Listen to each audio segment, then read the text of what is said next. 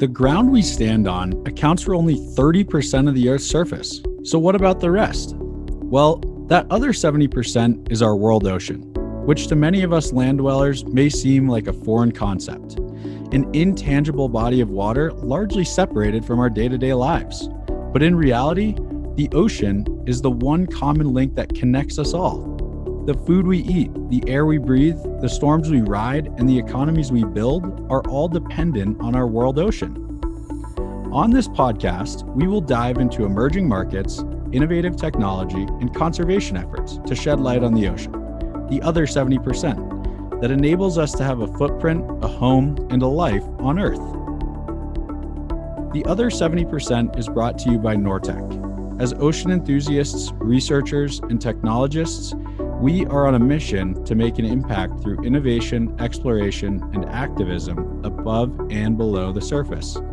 Help keep us exploring by subscribing on your podcast platform of choice. Welcome back, everyone. Today, we will be discussing an up-and-coming company whose mission is to map the entire ocean floor. Historically, our knowledge of subsea terrain has been limited at best. However, knowing more about what lies below the ocean surface is crucial to our ability to install offshore wind turbines and produce renewable energy, communicate across continents via underwater internet cables, store carbon at high pressures and temperatures, and more. Bedrock Ocean Exploration has set out to uncover as much as possible about the seafloor and use that information to figure out how we can best interact with our ocean in a sustainable way moving forward. In this episode of The Other 70%, Bedrock CEO and co-founder Anthony DiMare discusses Bedrock's mission, how they hope to accomplish it, and his vision for the future of our blue planet. First of all, Anthony, welcome to the Other 70% podcast. We're happy to have you here. Yeah, no, excited to be here. Yeah, and I guess before we dive into too many of the details, can you tell us a little bit about yourself and what you have going on at Bedrock, and maybe even dig into your background a little bit, because I think it's kind of unique in the industry. Sure. So my background, originally Mechie turned naval architect for a very brief moment there. While I was there, I realized that commercial ships essentially had, these large systems that were making the entire industry run, and they had data on the vessels, and even within the vessels you had sort of siloed data sets that weren't talking, and other systems weren't taking advantage of the data that even the existing or neighboring other systems were having right next to each other. And so like the weather system wasn't talking to the autopilot, and the autopilot wasn't talking to the chart, and the chart wasn't talking to the engine systems, and nothing was communicating on the ship. And then none of that was communicating with the shore teams that were making the business decisions. And so that sort of hypothesis and theory ultimately became my previous business, Nautilus, which is up and running and doing quite well at the moment. And so that was sort of my first foray into maritime technology blends. And a lot of that was taking new technology, particularly cloud-based technologies, and trying to bring them into a technology-resistant, risk-averse maritime setting. And that was a fascinating and interesting experience, and sort of paved the way for a lot of the learnings of what ultimately became, Bedrock. And Bedrock started with a pretty simple meeting in San Francisco. I met my co-founder Charlie for lunch, and I asked him, like, well, tell me about a problem that you think is just fascinating and really interesting. And he starts rambling on about how we need a concerted technology first effort to map our entire oceans. And it is unacceptable that here we are today with all of this activity with space and et cetera, and we don't even know the fundamental shape of the ocean as it sits today, let alone what is there, let alone like what it's made up of, let alone how all of the different processes work. And so you can sort of see how that by beginning to take a look at what's actually there, you can learn a lot more about what is actually going on. And it's funny because at the time, Charlie and I, this was our first meeting at like a diner on the Presidio in San Francisco. And, we sat there for 2 hours and talked about, what it would take. And ultimately, Bedrock is out to solve two problems that we sort of identified as you must solve these things if you wanted to explore the entire ocean. And the first problem is the cost and the speed at which you can acquire data in the ocean right now is quite slow, and it's extremely expensive, largely because most of the acquisition requires on commercial ships that require, massive crews of people to run the operation. And sort of, I would say tangential to that is, let's assume that somehow we could organize all of the ships that we currently have doing ocean mapping now. Even if you could somehow make that happen across industry, government, militaries, etc., you would be left with this large bottlenecked exhibit data problem where you have to process literally exhibits of data before you can even be confident that what you're looking at is even somewhat accurate. If you look at what Bedrock looks like today, it's sort of this comprehensive survey package. We're sort of flipping the survey equation on its head a little bit. So right now, if you look at surveyors, they're very ops driven, they're asset owners. They are not principally technology companies, and even more so, they don't really look like data first companies, which is interesting because a survey product at the end of the day is just us handing over some data and interpretation. So, it's like, it's an interesting, different way to look at, I think, a very, old, I would also say entrenched industry that if you could figure out how to shake it up, you could do some really interesting things, I think. Right. And there's, loaded response, right? There's so many intricacies in there that probably have industries in and of themselves waiting to be spun off. But to backtrack first for a second, I know you briefly glazed over the fact that you had already started a software company for commercial shipping prior to Bedrock, and then you had kind of started to entertain this idea with your co-founder Charlie for scalable ocean mapping. You're pretty early on in your career, I would say.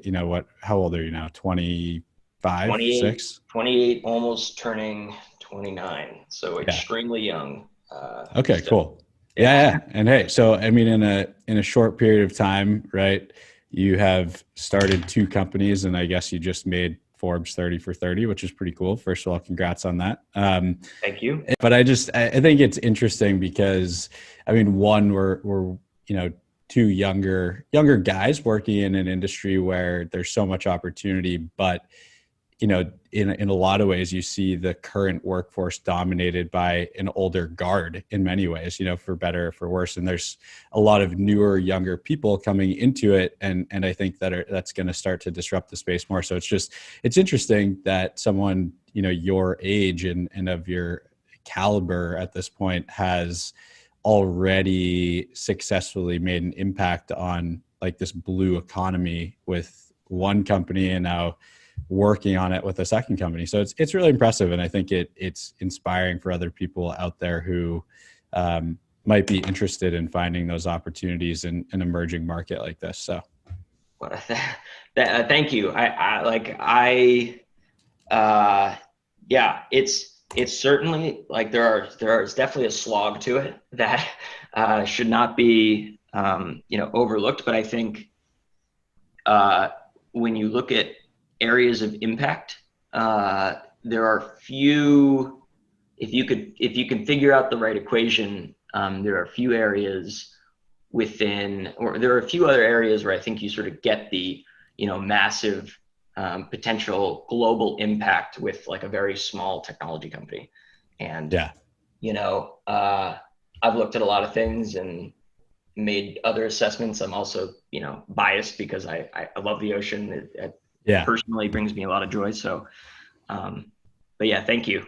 I hope it's inspiring. Like, I hope, we need more people trying to do big things. And absolutely. Can you talk from a high level for a minute about why, generating data and maps of the ocean more specifically impacts, an everyday person on the streets in New York City, even, for instance, who may not think of themselves as an ocean-based person in any way? Sure. Well, so I think one of the largest areas that I sort of didn't realize even previous to trying to go and do this was the volume of data that is used to make some of the most fundamental infrastructure that allows your life to be your life, and how that relies on sort of not just like one map, but consistent mapping. And so things like the internet being connected to you through submarine cables, and largely that's what allows you to open up a website that's hosted in Europe is a submarine cable. And that is happening at a scale now that is totally in the background. No one is seeing any of this. And so that's an interesting, I think, relatable area. I'm also surprised at the volume of ocean mapping that is needed to make any sort of offshore renewables project happen. So, we're looking deep into this space right now and getting close to some of the players that are really, I think, going to make an impact or will be looked at as sort of the next generation energy companies. And they already are, multi-billion-dollar energy companies. But I think the volume of work that they are going to be doing and helping us shift, our reliance currently on oil is going to be, it's massive. And what I previously didn't understand was, offshore wind, why are we doing these in, strangely metropolitan areas? And I didn't realize it had to do largely with amount of energy that can be provided in a dense populous area. And so it's actually, if you were to try to replace 10 coal plants or 10 natural gas plants in New York City, for example, that would be massive, like not only just extremely challenging to do, just from a literal, I have to spend a ton of money to make that physically happen, but there actually isn't enough space to be replacing those plants with renewables close by. But similarly, I mean, if you think about what the ocean really affords is you've got this consistent wind that pretty much always blows. And normally with wind projects, you sort of have peaks and valleys, right? You have areas of high load where you'd want a lot of energy. Similarly, you have wind farms that have ability to generate electricity in peaks and troughs as well. And so you can either, sometimes those peaks and troughs line up and sometimes they don't.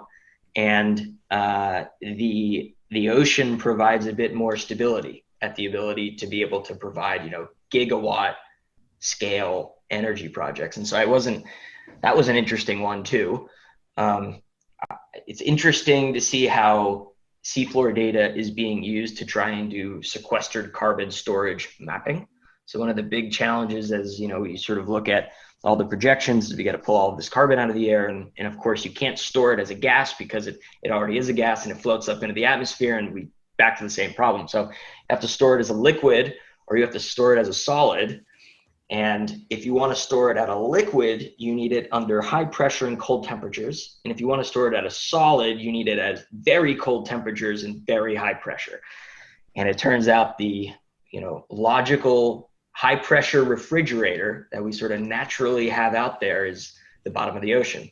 And I think a lot of people are trying to figure out how to do that in a sustainable way, because it is theoretically a very inherently scalable way to store massive sums of carbon.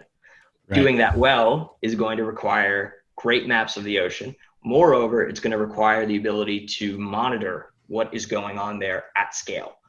And right now, our ship-based systems don't and really aren't tooled well to be doing those things, I would say, on a semi-ongoing basis. It's just, again, very expensive to do. Yeah. So that's another and I could keep going, right? There's more. Yeah, there's so many. I mean, that's why it's so interesting, I think, because, whether you're someone who just likes to eat seafood or you're a population that relies on getting food and nutrients from the sea, you're a recreational surfer or you enjoy snow in the mountains. I mean, it's all a closed cycle, right? The ocean is really the driving force behind the weather that impacts the snow in the winter, or, the models that predict the strength of hurricanes. So in so many ways, like on both a cultural, I think social and even economic level, like the ocean has a huge impact.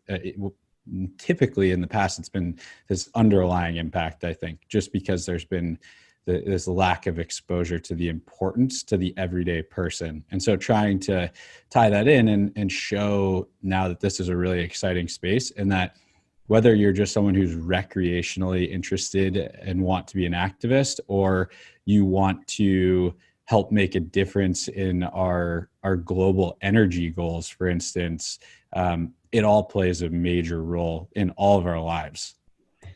Yeah, I couldn't agree more. And I would say that if there was ever a time to get into the industry, it's probably right about now. It is certainly going through an inflection point. Yeah. And the bunch of different markets that all sort of live and exist or rely on some sort of ocean element are all changing. And it's all happening. And I feel like in the span of like a 2-year period now, it's sort of started in 2019. Now 2020 is coming along. And I think, I don't know what you guys have seen, but I've certainly noticed a total shift.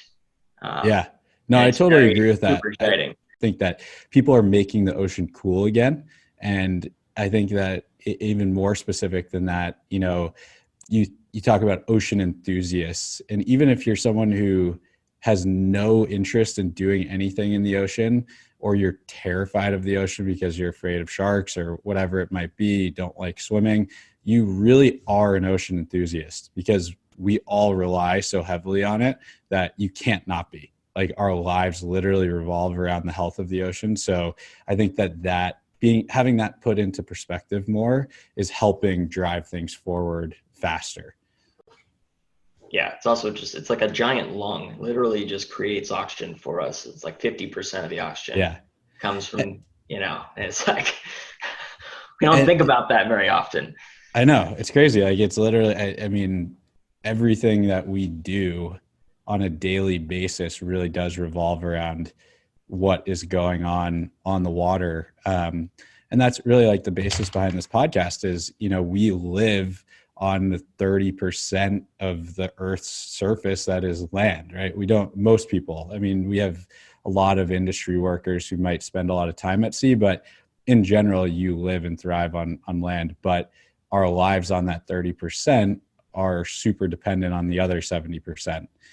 What you guys are trying to do is I guess map the whole ocean, right? But even more specific than that, map it at a certain resolution. So can you talk about, like, I guess, what percentage of the ocean is currently mapped at a reasonable resolution, and then how we can actually achieve a map at high resolution for the rest of the world ocean? Sure. So I guess that's a loaded question. Yeah, so this is not. So it's not easy to answer, because it really depends on your definition of acceptable. Yeah, and right. It like, for example, you've got the JEBCO initiative, which fully support Seabed 2030. They're trying to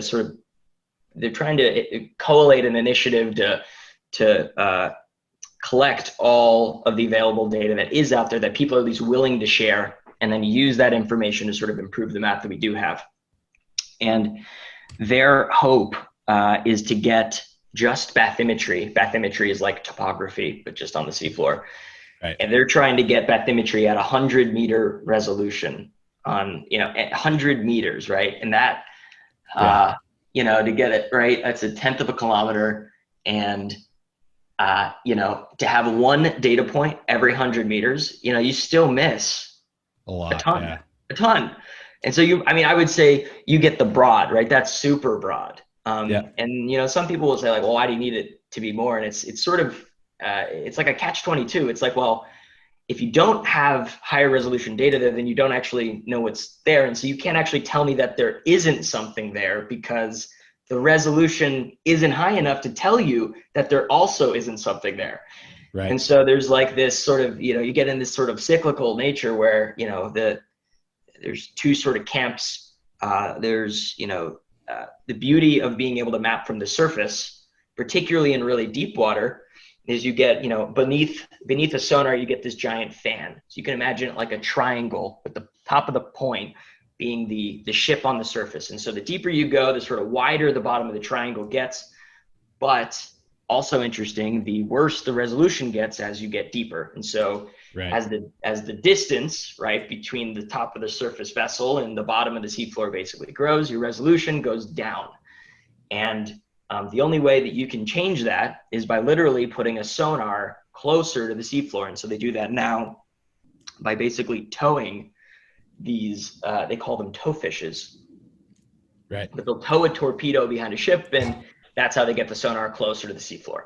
But it's a balance between being able to have area coverage by, they call it the swath, but making the swath area as large as possible, and also being able to get good resolution. So, back to your original question, which was, what is acceptable? I believe the current status or the current understanding is that less than 5% is mapped at less than a 100 meter resolution. Yeah. And it's funny when we've been talking to a bunch of scientists, and I won't name them by names because they are, I would say they're big shots. And, but, you ask them, like, tell me the percentages of what, we have mapped, and tell me, at 1 meter, what percentage of the ocean is 1 meter resolution? What's half a meter? What's 10 meter? What's 50 meter? Right. And there is no centralized system that can just spit out that calculation at the moment, because there isn't a single, for those that are familiar with sort of database structures, like metadata catalog of sort of what has been collected. And a good way to think about it is essentially trying to develop some form of like a Google Maps that's specific to the ocean and the subsea environment, because there's really you can think about areas, or when you don't have a good Wi-Fi connection, you try and pull something up on Google Maps, it looks really blurry. Like you're like, I can't tell anything about what's going on, or what that mountain range looks like, or what that field looks like. But that's really what we see as the majority of the ocean from a map perspective is unknown.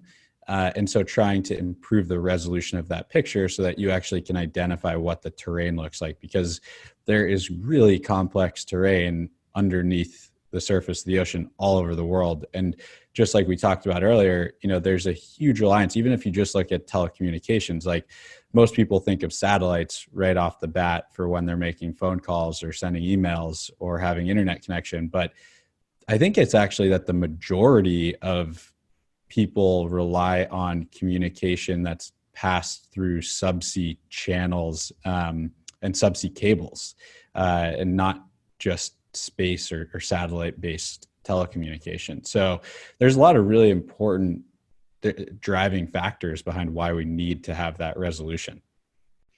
Yeah, and even going up one step further, so that was just bathymetry. That was just trying to get the shape. That's right. Not imaging. That's not understanding what the substrate is. That's not understanding, metallic content. That's not trying to understand the environment, which is, if you were to piece together all these different chunks, you start to get environmental information about the habitats that may be there. Right. That's not looking at, different temperatures of the seafloor. That's not looking at chemical composition of even the water column just above the seafloor, let alone the water column between the seafloor and the surface. And so it's just like this massive, massive problem where when you say how much has been mapped, well, yeah. If you start to add even one more data set that you want, like an image. Yeah. So not just, I don't just see a shape of a blob, but I can actually maybe see what that blob is. Yeah. It's fractions of a percent. In total. And the other thing too is it's always changing, right? I mean, there's yes. Like landslides subsea that change the topography of the subsea, the structure subsea. And so I think that, when people talk about the developing or generating a map by 2030, right? We have to really put that in perspective, as that's just scratching the tip of the iceberg. Having a map with, bathymetry to 100-meter resolution or less than 100-meter resolution is a really good starting point, but it's something that needs to be continuously evolving, continuously monitored, and improved by collecting different types of data points at a better resolution over time. Because otherwise, having a map one time of what the Earth looked like 1,000 years ago doesn't really help us a ton now. Yep. Yeah. And so our perspective was, if we're going to spend the energy to get a single device, let's just call it a device for now. The device could have many different sensors on it. Why would you just stick with one of those data sets? Let's try and understand the most we possibly can, because we don't know if we're going to get to come back here very quickly. So, right. I believe, and I think Charlie believes, and therefore sort of the whole fundamental thesis behind Bedrock is we should have a commitment to really high resolution. We should try to collect as much as possible with every single pass we do. Yeah. And so, we shouldn't be taking this, it's hard enough to do one, let's just end it there. We're actually like taking a hard stance and saying, well, if we're going to do this once, let's try and do it right. Let's go full Monty and say, we need more than bathymetry. We need images. We need to understand the substrate. We need to understand what the actual subsurface composition is. And the hope, and if you talk to like the meteorologists and a bunch of scientists, oceanographers, about what the ramifications of that are, is we may actually begin to really understand what is going on. Yeah. And right now it's still largely a question mark. Yeah. It's really an amazing problem. And I guess to shed a little bit more light on how you guys are approaching that, right? I mean, you're using AUVs, which are, for anyone out there who doesn't know, an autonomous underwater vehicle. So a lot of people could even think of it as a torpedo that has, brains and electronics that can allow it to make informed decisions and precise movements, and then send data back to shore and operate over longer periods of time. So can you talk about how you guys are doing that, I guess, in a slightly more unique manner than traditional AUV surveys, and why it's scalable, and how that technology, when scaled to the volume that you want to see it at, can actually achieve that goal of generating a map? Sure. Yeah. So first thing is think of it like a torpedo, but there are no explosives on it. This is not a weapon. Right. It's a torpedo shaped like thing. Electric vehicles that are, roughly about the size of a basketball player. And so they break in two and they fit in two suitcases, and you can literally, we can ship them anywhere. So a little bit more on sort of the philosophy of what we, we're trying very hard to be hardware agnostic. So we're trying desperately to be in a place where, if something better comes along, we can very quickly sort of swap out what we have with something else. So I wouldn't say that we're sitting in a world right now where we're tied intrinsically to a single robot. The second thing is, when we did look at the AUVs sort of on the market, none of them were survey specific. So a lot of them have been developed for sort of generalist AUV, usually military leaning interest and purpose, and specifically are sort of lacking some of the core things that we would want to see from an AUV. So these are like long endurance is something that's sort of important. Is how do we pack as many batteries as possible in there, and being able to get what one would consider to be a modern lithium ion batteries to really sort of maximize what's possible there. And the other is just putting the general framework and hardware in place to be able to do sort of modern autonomy. And so taking autonomy from where I would say marine electronics are, or marine robotics are at the moment, and get them a little closer to what's happening on, say, an autonomous car, or some of the spacecraft that have been doing some amazing things. And so taking some of those methods and bringing them into a platform that operates under the ocean, is just something a little different. And traditionally we've seen some of the maritime robotics companies will, they're a little slower to adopt new technology, and so we're trying to take a bit more of a modern technology first approach that sort of mimics what's happening in Silicon Valley, and trying to bring that into what we're seeing in these robots. And the hope is that this makes them significantly more reliable than typical other competitors off the shelf. Right. And how many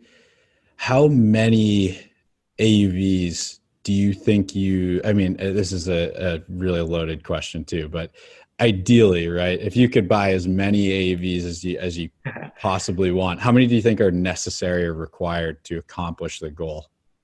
So I'm going to put a big asterisk here and say that assuming that there is the operational infrastructure in place to manage the number I'm about to say, it's something between 10 to 15,000 gets you a map in a single year with today's current technology. Right. So if you could somehow manage the distribution, the recharging, the massive data problem, none of which is trivial. If you could do that, you could do it right now with, again, and it depends on the speed that you want it in, but let's assume a year. With today's technology, you could do it with we get 12, and so we build in a buffer, 12K, and you assume a bunch of them are going to get lost or break, and you have another assumption that maybe some advancement will come along in the next year or two that'll sort of help improve that. But this is not a sort of mind-blowing number. It's a large number, but it's doable. I think it's interesting because it for so many people who maybe have been in the industry for a long time, it is a really mind-blowing number. Like, not for me. I'm relatively new, right? I think of it and I'm like, if that's what you need to achieve the goal, that's what you need to do. And we have thousands of satellites that orbit the Earth, and so why don't we do the same thing to monitor the ocean, right? But what's cool about that is what we talked about earlier with the changing landscape of the industry for ocean tech, is that with the existing technology, right? I think right now at any given moment, there's probably, a few thousand, maybe 1,000 AUVs that are operational, I think is the rough count. And so to see companies like Bedrock or like Saildrone, who's taking a slightly different approach, obviously, come out and say, instead of building dozens a year, what we need is to scale this from having 1,000 operational globally to tens of thousands to achieve this one goal, is a huge push in the right direction. You have to set these lofty goals in order to make any change. And I think that's starting to actually happen now because of that. Yeah, we're certainly, anyone that's done marine ops in any capacity is sort of going to hear that number and scoff, right? And there's a good reason for that. This is certainly not something that is easy or clear, and will require several different technology, developments and advancements to make happen. But all of that being said, again, it can be done with today's technology. And so then there's another two problems there, which is capital allocation, which is how do you get and attract the correct capital to be able to do such a thing. And then similarly, is there, is the market exist to support such infrastructure? And the short sort of back of the napkin answer there is yes. And, these are enormous markets. People spend an insane amount of money. And so if you could sort of change the way that it worked, the fundamentals are there for this to happen. Someone just actually has to go and do it, which of course is the challenging, hard thing here. So, while an insane number, we think it's actually something that can be achieved within like a 10-year time frame here. Yeah. And I think one of the other things worth noting is something that's unique to the blue tech, ocean tech industry, specifically for this survey and mapping initiative, is there's obviously a number of companies who you could look at as competitors, right? But at the same time, this is such a big goal that we really need a lot of these companies that are going after the same end goal of creating a high res map of the ocean to work together, because it's such a big pie that needs to be tackled.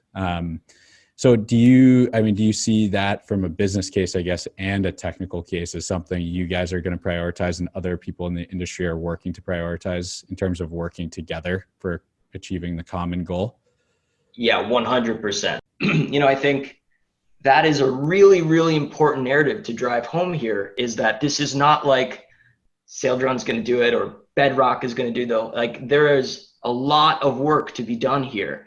And different platforms are tooled for different problems and solving and uncovering certain bits of information about the seafloor in different ways. And, I think at the end of the day, you have someone like Ocean Infinity who, really shook up how this works.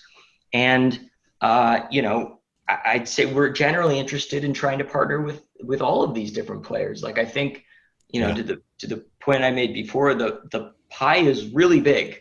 And at the end of the day, there is more than just a technology problem. It's more than just a data problem. There are operational challenges that have to be overcome with physical things, and scaling that effort up, it's challenging, and it's gonna require a lot of effort and a lot of talent. And we believe that partnering with people essentially allows us to potentially accelerate that. And so, I think it's a really good point to hit home, is that, even though there may be competition at times, or there may be, overlapping goals and interests, that really for the benefit of one, from a revenue standpoint, all the companies involved, and two, the public benefit standpoint of the data that can be collected, it's something that really needs to be attacked from a partnership and not an individual effort. So I think it's really cool. And there's a lot of different technology that can play a lot of different roles. And on that note, with regard to public benefit, one of the things that I forgot to mention earlier that's very unique about you guys is you guys actually are a B Corp. Can you mention what that means? Sure. So we are incorporated as a public benefit corporation. And what that means is essentially that we can be for profit, and we are for profit, but most for-profit corporations are sort of legally required from a fiduciary perspective to sort of serve the best interest of the shareholder first.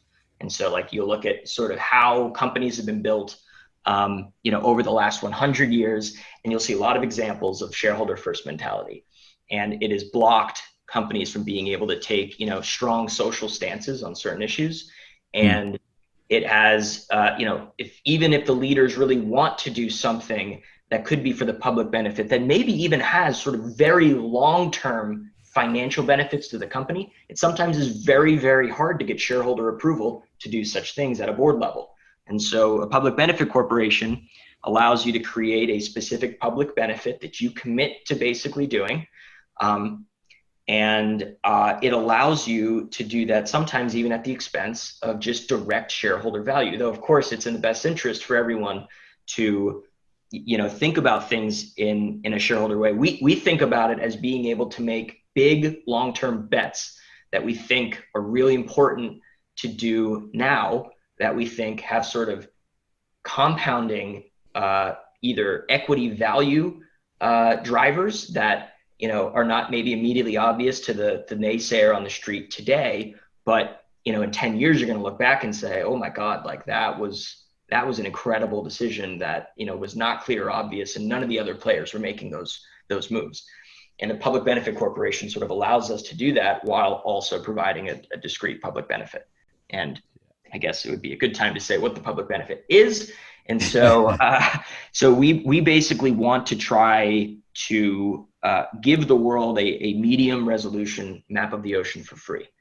And what that means is, and just for any sort of potential clients that are listening, this doesn't mean that we're going to just take your data and give it away for free. Like, this will all be sort of something that is discussed discreetly. But is there a world where we can try to help make the existing publicly available data even easier to access than what it is right now? Is there a way that, certain mapping activities could have an option to be made or downsampled in a way that the public can now access, and have this be sort of an immediate, easy thing to do, not this additional overhead? So right now, people see giving away data or managing large quantities of data as this, it's challenging right now. It's a ton of overhead. And so making simple, easy ways for governments, for scientific organizations, or even commercial entities that want to sort of have a public benefit or show that, listen, we are doing all this work, but we are giving away also something to the public in general here, and giving them an avenue to make that decision is something we feel really, really strongly about. We think is sort of a new way to imagine ocean mapping. And we also think it's really important because there are nefarious ways you can use ocean data. And we want to be very clear that we are going to do our best to use this data in a sustainable fashion and make sure that people are trying to use it in a sustainable fashion. And, the ocean, while it is a massive sink and a resource deposit for us, like it can provide so much for humans. And I think we will have to use it in the future. If you look at sort of the technological advancements we have to make through, all of the renewable power, all of the batteries we're going to need, like this is going to require materials. How are we going to feed 9 billion people, 10 billion people, 11 billion people? We it's currently 30% of what, we consume for protein on this earth. And there's going to be even more of us. And so how do we do that in a sustainable way? These are big questions that don't have clear answers. And I think, being able to figure out how to sustainably work with the ocean to help us is going to be key, critical to that future. Right. And I think that having those sustainable business goals and public benefit goals ultimately will just help you guys drive more revenue and ultimately profits for the business side of it too. I mean, having those things rooted and anchoring the business are only going to help propel that and place you guys in the forefront. Yeah, and we also think it's going to help attract the right talent. People I think want this now. People I think are sick of sort of sitting back and watching just straight exploitation plays exist. And I think taking a very clear stance on what needs or should be done in a correct way is the right thing to be doing now. We cannot return to business as usual as before. It cannot be that way. And so, I applaud all companies that are trying to take really big stances right now. I think it's important. I agree. And kind of on the note of business models and revenue generation, I think that's something that a lot of people maybe lack in terms of understanding how ocean tech companies actually generate revenue from their operations. So can you just briefly mention where or what operations and what parts of your business model are the main revenue sources? Yeah, so I want to be careful about how we sort of talk about this right now. Of course. We're just sort of getting into sort of our sales stride right now. So we are a new company, but there are exciting things happening. So one of them is just straight sort of data acquisition services. And so think of us like a geophysical or a hydrographic survey provider. We tend to like geophysical more. We're definitely better tooled for it. And specifically for sort of broad exploration or sort of any sort of cable laying activities, or O&M or operations and maintenance phases of sort of infrastructure projects. So renewables or, different pipelines and et cetera. So that's what, the data acquisition side is really tooled for. And the goal there is being able to provide basically a modern survey experience to people. So, you don't get a box full of hard drives at the end of your survey. You get a link And in that link is this entirely cloud managed, set of data that you can use and sort of port into other systems quite simply. The second thing that we're doing is, like I said right at the end there, is we believe that, the data problem itself is actually sort of core and critical to surveying and is right now a huge challenge, just purely because of the mass quantity of data that's collected, both in the raw, the metadata, and also the process sense. And so we thought it was important to sort of look at it holistically and say, we need to build better software here. And there is no single cloud platform right now for collecting and making sense of seafloor data. And so as we've been building that out, and there's a whole bunch of fun technical challenges that we had to sort of figure out to get even the MVP version of this sort of working. But we're thankfully just about there. And so some exciting news will be coming, I would say, in the next couple of weeks, Cool. Just as a quick teaser. But, we sell software to anyone that is currently managing mass quantities of seafloor data, whether you're a survey company, whether you're a third-party processor, whether you're a third-party data manager, whether you're an end data owner. The goal was to make a single way to handle, manage, and access seafloor data just a hell of a lot simpler than the way it currently goes today. Right. So you guys have a twofold approach, really.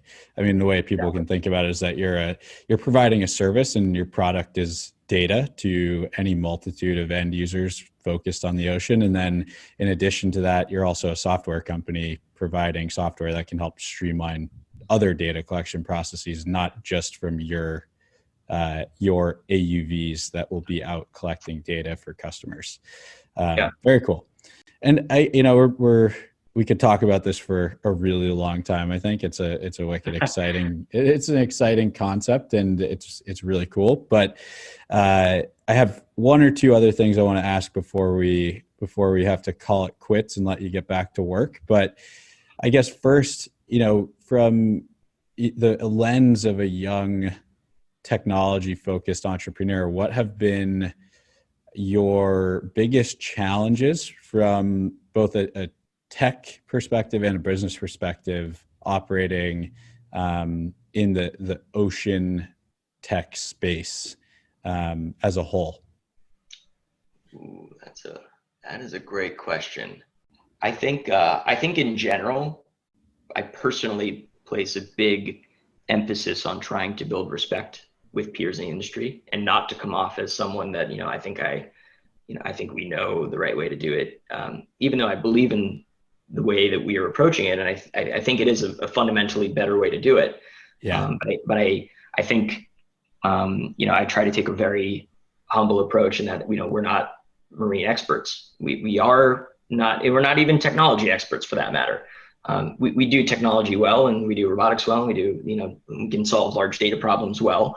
But, I think expert is it's a pretty aggressive term for something we know quite, particularly in the maritime space, like we know very little about. Yeah. And so I think building respect and rapport with the people that have seen the crazy things, that have done the crazy things, that have, been in certain strange, weird scenarios out in the middle of the ocean, right? There is a massive level of respect I have for people that have done that. And so I think, that it challenges, building rapport with those people. It's an important step, but I think often sort of devalued in today's technology landscape sometimes, and particularly for this industry, it's extremely important. Yeah. And then from a technology perspective, we could run the gamut. Essentially, right, the ocean is one of the hardest environments to be building, let's call it, any robotic system for. A lot of our team is, ex SpaceX, and, they'll literally say this ocean is way harder than space. I've heard that from a number of people too. Yeah. And so they're sort of like, this is the next big, frontier of technology problems to solve is how do you make all this stuff that we figured out in easier environments? And I don't want to say that space is easy, it's certainly not easy, but land even. How do we take what we've learned here and bring some of that into a harder environment? And so there's just a myriad of problems there. And then I think people still sort of don't realize how disconnected the ocean is from the internet. Even with Starlink, Starlink will be one of the highest bandwidth internet access, satellite networks that, the ocean has ever seen. And so I'm excited to see what happens when, you can't send 500 gigs instantaneously, but, over a course of several days, you could certainly get 500 gigs of data from some random part of the ocean back to shore. So I think that's really exciting.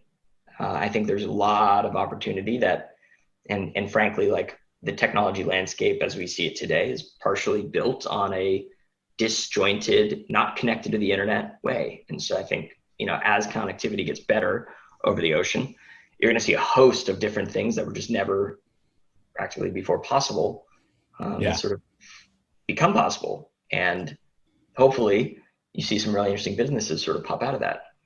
Yeah.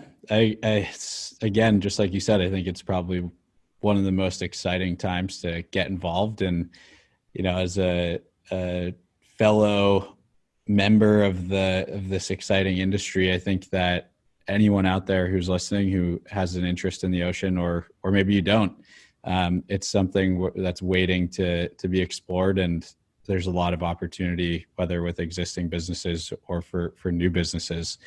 And I guess, on that, the last takeaway there, in terms of your vision for the future, imagine 5 years down the line, or even 10 years down the line, maybe a little bit harder to predict.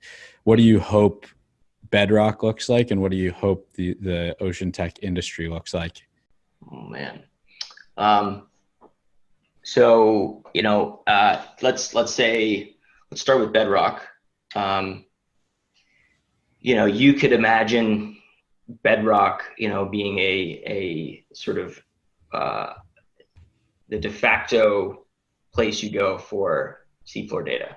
Like that's, at the end of the day, we're trying to create really easy tools to be able to access data. We don't even want you to think about accessing ocean data like something where you have to send a robot out.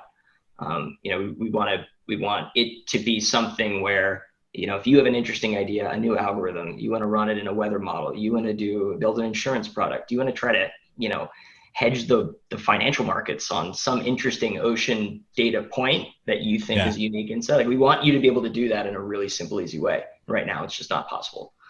And I would hope that, when you think of Bedrock, that it sort of becomes, the easiest portal into the ocean.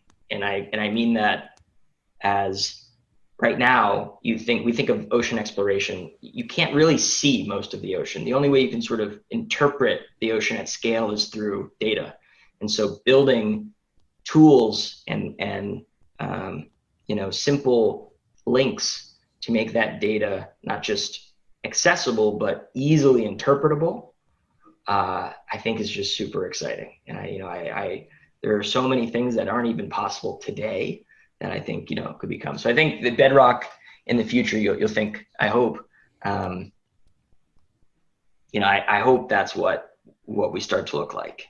And then the ocean technology space is just ripe.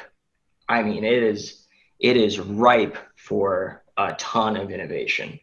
And so I would love to see, more government activity. I think not to be super cliche, but really, truly making a NASA for the ocean needs to happen. And it's not NOAA. It needs to be, or it's a faction of NOAA or something of that nature. And it needs to be something that it could be multinational, but I think it's going to take a government to really put their money where their mouth is and fund something important. We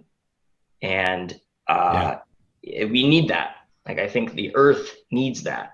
And so whether it's the United States or, any of the other major corporations like that, this needs to happen. And so I hope the space just generally, people think of it more like the space industry, or people think of it more like the autonomous vehicle industry. And I hope that's what it looks like. Yeah. I think we who knows, maybe we need Elon to play his cards in the ocean. That could shake things up. I mean, you can look at, he's thinking about launching rockets off of platforms in the ocean. I mean, there are musings of such things, and I would not be surprised. I would not be surprised. Yeah.